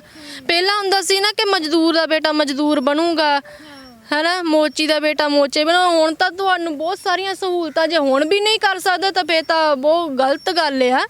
ਸੋ ਇਸ ਲਈ ਮਹਿਲਾਵਾਂ ਨੂੰ ਚਾਹੀਦਾ ਆ ਵੀ ਉਹ ਅਗਰ ਆਪਣੇ ਮਾਪੇ ਦੀ ਵੀ ਇੱਜ਼ਤ ਬਣਾਉਣਗੀਆਂ ਤੇ ਨਾਲ ਨਾਲ ਉਹਨਾਂ ਦੇ ਸਹੁਰਾ ਪਰਿਵਾਰ ਦੇ ਵਿੱਚ ਵੀ ਜਿਹੜਾ ਉਹਨਾਂ ਦੀ ਇੱਜ਼ਤ ਬਣੂਗੀ ਤੇ ਗਾਂ ਤੁਹਾਡੀ ਆਉਣ ਵਾਲੀ ਪੀੜ੍ਹੀ ਨਸਲ ਜਿਹੜੀ ਹੈ ਨਾ ਉਹ ਵੀ ਕੁਝ ਕਰ ਦਿਖਾਏਗੀ। ਕਿਉਂਕਿ ਮੈਂ ਅਕਸਰ ਦੇਖਦੀ ਹਾਂ ਕਿ ਜਿਹੜੀਆਂ ਮਾਵਾਂ ਹੁੰਦੀਆਂ ਨਾ ਉਹ ਆਪਣੇ ਬੱਚੇ ਨੂੰ ਮੋਬਾਈਲ ਫੋਨ ਫੜਾ ਦਿੰਦੀਆਂ, ਜਿਹਦੇ ਤੇ ਉਹ ਉਹਨੂੰ ਕਿੱਤੇ ਲਾਉਂਦੀਆਂ ਤੂੰ ਲੱਗਾ ਰਹਿ ਤੇ ਤੂੰ ਮਤਲਬ ਮੇਰਾ ਖਹਿੜਾ ਛੱਡ ਤੇ ਤੂੰ ਲੱਗਾ ਰਹਿ। ਪਰ ਜੇਕਰ ਅਸੀਂ ਦੇਖੀਏ ਜਾਪਾਨ ਦੇ, ਚੀਨ ਦੇ ਨਿਆਣੇ ਹੈ ਨਾ, ਕਿੱਦਾਂ ਉਹ ਜੰਮਦੇ ਨਿਆਣੇ ਨੂੰ ਹੀ ਸਵੀਮਿੰਗ ਪੂਲ ਸਿਖਾਉਣ, ਸਵੀਮਿੰਗ ਦੇ ਵਿੱਚ ਕਰਨ ਲੱਗ ਜਾਂਦੇ, ਟ੍ਰੇਨਿੰਗਾਂ ਦਿੰਦੇ ਆ, ਜਿਮਨਾਸਟਿਕ ਦੇ ਵਿੱਚ ਟ੍ਰੇਨਿੰਗਾਂ ਦਿੰਦੇ ਆ ਨਾ। ਸੋ ਇਸ ਲਈ ਅਸੀਂ ਵੀ ਆਪਣੇ ਨਿਆਣਿਆਂ ਨੂੰ ਉਸ ਹਿਸਾਬ ਦਾ ਬਣਾਈਏ। ਕੁੜੀਆਂ ਨੂੰ ਖਾਸ ਕਰਕੇ ਮਾਰਸ਼ਲ ਆਰਟ ਦੇ ਵਿੱਚ ਜਿਹੜਾ ਆਉਣਾ ਚਾਹੀਦਾ ਆ ਤਾਂ ਕਿ ਉਹ ਆਪਣੀ ਵੀ ਹਿਫਾਜ਼ਤ ਕਰ ਸਕਣ। ਕੱਲ੍ਹ ਨੂੰ ਇਹ ਨਾ ਹੋਵੇ ਕਿ ਉਹਨਾਂ ਦਾ ਪਤੀ ਉਹਨਾਂ ਦੀ ਹਿਫਾਜ਼ਤ ਕਰੇ, ਤੁਸੀਂ ਵੀ ਉਹਨਾਂ ਦੇ ਆਪਣੇ ਪਤੀ ਦੀ ਹਿਫਾਜ਼ਤ ਕਰ ਸਕਦੇ ਆ। ਬਿਲਕੁਲ, ਕਿਉਂਕਿ ਅਸੀਂ ਆਪੇ ਚਾਹੁੰਦੇ ਹਾਂ ਕਿ ਆਪਾਂ ਹਰ ਫੀਲਡ ਵਿੱਚ ਅੱਗੇ ਆ। ਬਰਾਬਰਤਾ ਦੀ ਆਪਾਂ ਗੱਲ ਕਰਦੇ ਹਾਂ ਤਾਂ ਫਿਰ ਬਰਾਬਰਤਾ ਹਰ ਇੱਕ ਪੁਆਇੰਟ ਤੇ ਆ ਕੇ ਹੋਣੀ ਚਾਹੀਦੀ ਹੈ। ਬਿਲਕੁਲ ਅੱਗੇ ਵਧੋ, ਕੋਈ ਵੀ ਤੁਹਾਨੂੰ ਰੋਕਣ ਵਾਲਾ। ਪੋਜ਼ਿਟਿਵਿਟੀ ਰੱਖੋ, ਆਪਣੇ ਕੰਮ ਦੇ ਨਾਲ ਜਵਾਬ ਦੇਵੋ, ਖੁਦ ਜਵਾਬ ਨਹੀਂ ਦੇਣਾ, ਆਪਣੇ ਕੰਮ ਨਾ ਦੇਵੋ, ਹੈ ਨਾ। ਬਸ ਵਧੀਆ ਵਧੀਆ ਐਜੂਕੇਸ਼ਨ ਹਾਸਲ ਕਰੋ।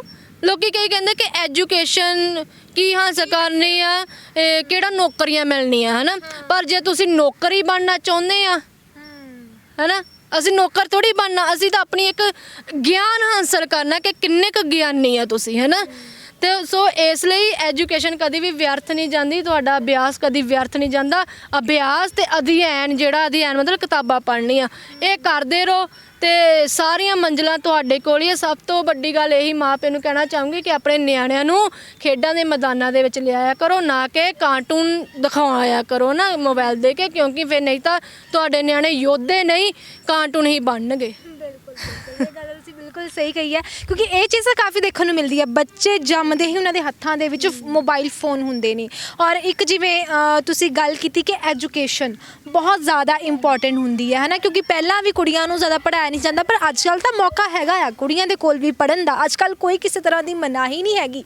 ਜੇ ਆਪਾਂ ਕਹੀਏ ਕਿ ਨਹੀਂ ਅੱਜ ਦੇ ਟਾਈਮ ਦੇ ਵਿੱਚ ਵੀ ਕੁੜੀਆਂ ਨੂੰ ਬਾਹਰ ਨਹੀਂ ਨਿਕਲਣ ਦਿੱਤਾ ਜਾਂਦਾ, ਹਾਂ ਬਹੁਤ ਸਾਰੀਆਂ ਚੀਜ਼ਾਂ ਇੱਦਾਂ ਦੀਆਂ ਹੁੰਦੀਆਂ ਨੇ, ਪਰ ਐਜੂਕੇਸ਼ਨ ਸਿਸਟਮ ਦੀ ਜੇ ਗੱਲ ਕਰੀਏ, ਐਜੂਕੇਸ਼ਨ ਦੀ ਗੱਲ ਕਰੀਏ ਤਾਂ ਕੁੜੀਆਂ ਇਸ ਦੇ ਵਿੱਚ ਅੱਗੇ ਹੁਣ ਆ ਚੁੱਕੀਆਂ ਨੇ।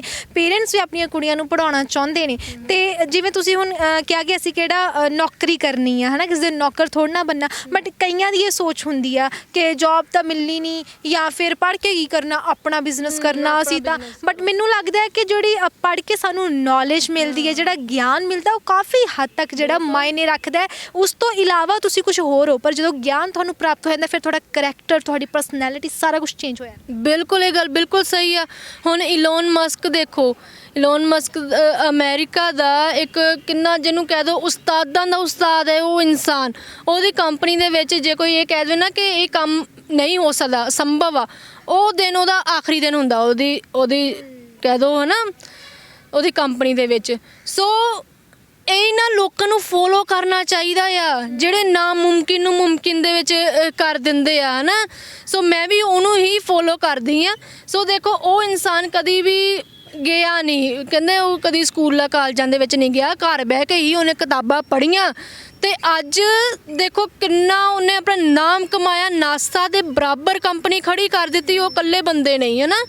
ਸੋ ਜਦੋਂ ਉਹਨੂੰ ਕੋਈ ਪੁੱਛਦਾ ਨਾ ਕਿ ਵੀ ਕਿੰਨਾ ਮਤਲਬ ਤੂੰ ਸਭ ਤੋਂ ਅਮੀਰ ਬੰਦਾ ਹੋ ਗਿਆ ਵਿਸ਼ਵ ਦਾ, ਤੇ ਉਹ ਇਹ ਕਹਿੰਦਾ ਕਿ ਕਿੰਨਾ ਸਟਰੇਂਜ ਆ, ਕਿੰਨੀ ਅਜੀਬ ਗੱਲ ਆ ਵੀ ਤੁਸੀਂ ਸਿਰਫ ਮਤਲਬ ਅਮੀਰੀ ਨੂੰ ਹੀ ਦੇਖਦੇ ਆ ਵੀ ਹਾਂ ਗੋ ਐਡ ਵੀ ਮਿਹਨਤ ਕਰੋ, ਹਨਾ। ਸੋ ਇਹ ਜਿਹੜੇ ਬੰਦੇ ਆ ਜਿੱਦਾਂ ਇਹਨਾਂ ਦੀਆਂ ਸਿੱਖਿਆਵਾਂ ਤੇ ਚੱਲਣ ਦੀ ਬਹੁਤ ਲੋੜ ਆ। ਇੱਕ ਜਿਹੜਾ ਪੂਰਨ ਗੁਰੂ ਹੁੰਦਾ ਨਾ ਉਹੀ ਤੁਹਾਨੂੰ ਜਿਹੜਾ ਭਵ ਸਾਗਰ ਪਾਰ ਕਰਾ ਸਕਦਾ ਆ। ਤੇ ਜੇ ਕੋਈ ਕਹਿ ਦੋ ਆਪ ਜਿੱਦਾਂ ਕਹਿ ਦੋ ਇੱਕ ਨਿਆਣਾ ਜਿਹੜਾ ਹੁੰਦਾ ਨਾ ਉਹ ਕੋਰਾ ਕਾਗਜ਼ ਆ, ਉਹ ਤੁਸੀਂ ਜੋ ਕਰੋਗੇ ਨਾ ਉਹਨੇ ਤੁਹਾਨੂੰ ਫੋਲੋ ਕਰਨਾ ਹੀ ਕਰਨਾ ਹੈ ਨਾ। ਹੁਣ ਜੇ ਮਾਂ ਆ ਉਹ ਟਿਕਟੋਕ ਦਾ ਨੱਚੀ ਜਾਂਦੀ, ਉਹ ਬੱਚੇ ਨੇ ਵੀ ਤਾਂ ਫਿਰ ਉਹ ਕੁਛ ਹੀ ਦੇਖਣਾ। ਫਿਰ ਤੁਸੀਂ ਕਿੱਥੋਂ ਭਾਲਦੇ ਕਿ ਕੋਈ ਯੋਧਾ ਪੈਦਾ ਹੋ ਜਾਊਗਾ ਜਾਂ ਕੋਈ ਉਦਮ ਸਿੰਘ ਦੀ ਸੋਚ ਲੈ ਕੇ ਪੈਦਾ ਹੋਊਗਾ ਜਾਂ ਕੁਛ ਵੀ, ਫਿਰ ਤਾਂ ਗੱਲ ਖਤਮ ਹੈ ਨਾ। ਸੋ ਇਸ ਲਈ ਸਤਿੰਦਰ ਸਰਤਾਜ ਦਾ ਵੀ ਇੱਕ ਗਾਣਾ ਨਾ ਜਿਹਦੇ ਵਿੱਚ ਕਹਿੰਦਾ ਕਿ ਮੁਲਕ ਤਰੱਕੀ ਦੇ ਰਾਹ ਤੁਰਿਆ ਹੁਣ ਨਾ ਗੱਡੀ ਰੋਕ ਦਿਓ, ਕੀਮਤ ਬੜੀ ਜਵਾਨੀ ਦੀ ਐਵੇਂ ਨਾ ਭੱਠੀ ਝੋਕ ਦਿਓ। ਸੋ ਇਹਨਾਂ ਗੱਲਾਂ ਨੂੰ ਸਮਝਣ ਦੀ ਲੋੜ ਆ, ਸਮਝਣ ਦੀ ਲੋੜ ਆ। ਚੰਗਾ ਸੁਣੋ, ਚੰਗਾ ਪੜ੍ਹੋ ਤੇ ਚੰਗਾ ਹੀ ਖਾਓ, ਇਹੀ ਤੁਹਾਡੇ ਅੱਗੇ ਕੰਮ ਹੋਣਾ ਆ। ਤੇ ਨਿਆਣਿਆਂ ਨੂੰ ਪੜ੍ਹਾਈ ਵੱਲ ਹੀ ਲਗਾਓ ਤੇ ਚੰਗੀ ਗੱਲ ਆ। ਤੇ ਪ੍ਰਿਆ ਜਾਂਦੇ ਸਾਨੂੰ ਇਹ ਦੱਸੋ ਕਿ ਹੁਣ ਕਿਹੜੇ ਪਹਾੜਾਂ ਤੇ ਤੁਹਾਡੀ ਨਜ਼ਰ ਹੈ? ਮੇਰੀ ਅੱਜ ਸੀਰੀਅਸਲੀ ਆ ਕੁਦਰਤ ਦੀ ਰਜਾ 'ਚ ਬੈਠੀ ਹਾਂ। ਸੀਰੀਅਸਲੀ ਅੱਜ ਸਵੇਰੇ ਸੁਪਨਾ ਆਇਆ ਕਿ ਮੈਂ ਸਾਊਥ ਅਫਰੀਕਾ ਪਹੁੰਚ ਗਈ ਹਾਂ। ਸਾਊਥ ਅਫਰੀਕਾ ਦੇ ਕਿਲਿਮੰਜਾਰੋ 'ਤੇ ਵੀ ਮੇਰੀ ਨਜ਼ਰ ਹੈਗੀ ਆ। ਤੇ ਇਸ ਤੋਂ ਇਲਾਵਾ ਅਗਰ ਰਸ਼ੀਆ ਦਾ ਮਾਊਂਟੇਨ ਵੀ ਮਿਲ ਜਾਵੇ, ਮਾਊਂਟ ਐਲਬਰੂਸ, ਤੇ ਉਹ ਵੀ ਵਧੀਆ ਆ, ਪਰ ਉਹਦਾ ਵੀ ਕਹਿੰਦੇ ਸਮਾਂ ਨਿਕਲ ਗਿਆ ਆ। ਸੋ ਇਹ ਸਮੇਂ ਹੁੰਦੇ ਆ ਹੈ ਨਾ, ਐਵਰੈਸਟ 'ਤੇ ਵੀ ਸਾਲ ਬਾਅਦ ਹੀ ਜਾਂਦੇ ਆ, ਇੱਦਾਂ ਨਹੀਂ ਕਿ ਜਦੋਂ ਮਨ ਕੀਤਾ ਤੁਰ ਪਏ, ਇੱਦਾਂ ਨਹੀਂ ਹੈਗਾ। ਸੋ ਇਸ ਲਈ ਮੈਂ ਹੁਣ ਸਾਊਥ ਅਫਰੀਕਾ ਦੇ ਪਹਾੜ 'ਤੇ ਨਜ਼ਰ ਆਦੀ, ਕਿਉਂਕਿ ਵਿਸ਼ਵ ਦੇ 7 ਮਹਾਂਦੀਪਾਂ ਦੇ ਵਿੱਚੋਂ ਉਹ ਵੀ ਇੱਕ ਮੰਨਿਆ ਗਿਆ। ਸੋ ਉਹਦੇ 'ਤੇ ਹੀ ਜਾਣਾ ਚਾਹੂੰਗੀ। ਜੇ ਕੋਈ ਸਪੋਰਟ ਕਰ ਦੇਵੇ, ਕੋਈ ਗਵਰਨਮੈਂਟ ਕਰ ਦੇਵੇ ਤਾਂ ਫੇਰ ਹੀ ਪੋਸੀਬਲ ਆ, ਨਹੀਂ ਤਾਂ ਫਿਰ ਥੋੜ੍ਹਾ ਸਮਾਂ ਲੱਗੂਗਾ, ਪਰ ਕਰਾਂਗੇ ਜ਼ਰੂਰ। ਤੇ ਤੁਸੀਂ ਇੰਟਰਵਿਊ ਲਿਓ ਦੁਬਾਰਾ। ਜ਼ਰੂਰ, ਅਸੀਂ ਵੀ ਜ਼ਰੂਰ ਤੁਹਾਡੀ ਇੰਟਰਵਿਊ ਲੈਣ ਆਵਾਂਗੇ ਔਰ ਉਮੀਦ ਕਰਦੇ ਹਾਂ ਕਿ ਤੁਹਾਡੇ ਵੀ ਸੁਪਨੇ ਜਿਹੜੇ ਜ਼ਰੂਰ ਸਾਕਾਰ ਹੋਣ। ਜਿੱਥੇ ਜਾਣਾ ਚਾਹੁੰਦੇ ਹੋ ਆਪਣੀਆਂ ਮੰਜ਼ਿਲਾਂ 'ਤੇ ਪਹੁੰਚੋ, ਹਰ ਕੋਈ ਆਪਣੀ ਮੰਜ਼ਿਲ 'ਤੇ ਪਹੁੰਚੇ। ਜੇਕਰ ਕੋਈ ਪ੍ਰਿਆ ਵਰਗਾ ਜਜ਼ਬਾ ਰੱਖਦਾ ਹੋਵੇ ਤਾਂ ਪ੍ਰਿਆ ਬਹੁਤ ਸ਼ੁਕਰੀਆ ਤੁਹਾਡਾ, ਤੁਸੀਂ ਸਾਨੂੰ ਟਾਈਮ ਦਿੱਤਾ। ਸੋ ਇਹ ਸਨ ਪ੍ਰਿਆ ਅੰਬੇਡਕਰ, ਜਿਨ੍ਹਾਂ ਨੇ ਆਪਣੀ ਲਾਈਫ ਦੇ ਵਿੱਚ ਬਹੁਤ ਵੱਡੀਆਂ ਅਚੀਵਮੈਂਟਸ ਕੀਤੀਆਂ ਤੇ ਅੱਗੇ ਕਰਨ ਦੀਆਂ ਤਿਆਰੀਆਂ ਚੱਲਦੀਆਂ ਪਈਆਂ ਨੇ। ਜੋਸ਼, ਜਜ਼ਬਾ, ਜਨੂਨ ਤੁਸੀਂ ਇਹਨਾਂ ਦਾ ਦੇਖ ਹੀ ਲਿਆ, ਕਹਾਣੀ ਤੁਸੀਂ ਸਾਰੀ ਇਹਨਾਂ ਦੀ ਸੁਣ ਹੀ ਲਈ ਹੈ। ਜ਼ਰੂਰੀ ਨਹੀਂ ਹੈ ਕਿ ਅਗਰ ਤੁਸੀਂ ਜ਼ਿੰਦਗੀ ਦੇ ਵਿੱਚ ਕੁਝ ਕਰਨਾ ਚਾਹੁੰਦੇ ਹੋ ਤੁਹਾਡੇ ਕੋਲ ਪੈਸਾ ਹੋਵੇ, ਜ਼ਰੂਰੀ ਨਹੀਂ ਹੈ ਕਿ ਤੁਹਾਡਾ ਜੇ ਸਹੀ ਟਾਈਮ ਆਏਗਾ ਤਾਂ ਤੁਸੀਂ ਸਹੀ ਟਾਈਮ ਦੀ ਵੇਟ ਕਰੋ ਫਿਰ ਹੀ ਤੁਸੀਂ ਕੁਝ ਅਚੀਵ ਕਰ ਸਕਦੇ ਹੋ। ਇਹ ਗੱਲਾਂ ਜ਼ਰੂਰੀ ਨਹੀਂ ਹੁੰਦੀਆਂ। ਜ਼ਰੂਰੀ ਹੁੰਦਾ ਕਿ ਕੀ ਤੁਹਾਡੀ ਸੋਚ ਹੈ, ਕੀ ਤੁਹਾਡੀ ਸੋਚ, ਤੁਹਾਡਾ ਜੋ ਅੰਦਰ ਹੈ ਤੁਹਾਨੂੰ ਇਹ ਕਹਿੰਦਾ ਪਿਆ ਕਿ ਤੂੰ ਕਰ ਸਕਦਾ, ਤਾਂ ਫਿਰ ਤੁਸੀਂ ਕਰ ਸਕਦੇ ਹੋ। ਜੇਕਰ ਤੁਹਾਡੇ ਅੰਦਰ ਜਜ਼ਬਾ ਹੈ, ਜਨੂਨ ਹੈ, ਤਾਂ ਤੁਸੀਂ ਵੀ ਕਰ ਸਕਦੇ ਹੋ। ਇਨਸਾਨ ਹਰ ਇੱਕ ਬਰਾਬਰ ਹੁੰਦਾ ਹੈ, ਸਾਰਿਆਂ ਨੂੰ ਕੁਦਰਤ ਨੇ ਬਰਾਬਰ ਹੱਕ ਦਿੱਤੇ ਨੇ, ਬਰਾਬਰ ਬਣਾਇਆ। ਤਾਂ ਫਿਰ ਬਰਾਬਰਤਾ ਜਿਹੜੀ ਆਪਾਂ ਸਰੀਰਕ ਬਰਾਬਰਤਾ ਦੀ ਗੱਲ ਕਰੀਏ ਉਹ ਵੀ ਸਾਰਿਆਂ ਦੇ ਵਿੱਚ ਹੁੰਦੀ ਹੈ। ਸੋ ਮੈਨੂੰ ਲੱਗਦਾ ਕਿ ਹਰ ਕੋਈ ਆਪਣੇ ਸੁਪਨੇ ਸਾਕਾਰ ਕਰ ਸਕਦਾ ਹੈ। ਉਹ ਸਿਰਫ ਪਹਾੜਾਂ 'ਤੇ ਜਾਣ ਦਾ ਸੁਪਨਾ ਨਹੀਂ ਹੋ ਸਕਦਾ, ਉਹ ਤੁਹਾਡਾ ਇਸ ਮੈਦਾਨ ਦੇ ਵਿੱਚ ਰਹਿ ਕੇ ਦੌੜਨ ਦਾ ਸੁਪਨਾ ਵੀ ਹੋ ਸਕਦਾ ਹੈ। ਉਹ ਤੁਹਾਡਾ ਕੋਈ ਨਾ ਕੋਈ ਨਵਾਂ ਕਹਿ ਸਕਦੇ ਕਿ ਬਿਜ਼ਨਸ ਸਟਾਰਟ ਕਰਨ ਦਾ ਸੁਪਨਾ ਵੀ ਹੋ ਸਕਦਾ ਹੈ। ਉਹ ਕੋਈ ਵੀ ਸੁਪਨਾ ਹੋ ਸਕਦਾ ਹੈ। ਸੋ ਜੇਕਰ ਤੁਹਾਨੂੰ ਇਹ ਕਹਾਣੀ ਅੱਛੀ ਲੱਗੀ, ਤੁਹਾਨੂੰ ਪ੍ਰਿਆ ਦੀ ਇਹ ਸਟੋਰੀ ਵਧੀਆ ਲੱਗੀ, ਤਾਂ ਤੁਹਾਨੂੰ ਸਾਨੂੰ ਕਮੈਂਟ ਸੈਕਸ਼ਨ ਦੇ ਵਿੱਚ ਕਮੈਂਟ ਕਰਕੇ ਜ਼ਰੂਰ ਦੱਸੋ। ਸੋ ਪ੍ਰਿਆ ਅੰਬੇਡਕਰ ਜਿਹੀਆਂ ਹੋਰ ਮੋਟੀਵੇਸ਼ਨਲ ਕਹਾਣੀਆਂ ਤੁਹਾਡੇ ਸਭ ਦੇ ਰੂਬਰੂ ਕਰਦੇ ਰਵਾਂਗੇ। ਤੁਸੀਂ ਜੁੜੇ ਰਹੋ RMB ਟੈਲੀਵਿਜ਼ਨ ਦੇ ਨਾਲ। ਵਧੇਰੇ ਜਾਣਕਾਰੀ ਦੇ ਲਈ ਸਬਸਕ੍ਰਾਈਬ ਕਰ ਸਕਦੇ ਹੋ ਸਾਡਾ YouTube ਚੈਨਲ RMB ਟੈਲੀਵਿਜ਼ਨ, ਤੇ ਨਾਲ ਹੀ ਲਾਈਕ ਕਰੋ ਫੇਸਬੁੱਕ ਪੇਜ ਵੀ। ਕਮੈਂਟ ਸੈਕਸ਼ਨ ਦੇ ਵਿੱਚ ਕਮੈਂਟ ਕਰਕੇ ਜ਼ਰੂਰ ਦੱਸੋ ਆਪਣੀ ਰਾਏ, ਤੇ ਨਾਲ ਹੀ ਉਹ ਮੁੱਦੇ ਜਿਨ੍ਹਾਂ 'ਤੇ ਤੁਸੀਂ ਵਿਚਾਰ ਚਰਚਾ ਕਰਨਾ ਚਾਹੁੰਦੇ ਹੋ, ਕਿਉਂਕਿ ਤੁਹਾਡੀ ਰਾਏ ਸਾਡੇ ਲਈ ਬੇਹੱਦ ਮਾਇਨੇ ਰੱਖਦੀ ਹੈ। ਜੁੜੇ ਰਹੋ RMB ਟੈਲੀਵਿਜ਼ਨ ਦੇ ਨਾਲ। ਤੇ ਹੁਣ ਮੈਨੂੰ ਯਾਨੀ ਕਿ ਚੰਦਨ ਨੂੰ ਦਿਓ ਇਜਾਜ਼ਤ। ਧੰਨਵਾਦ।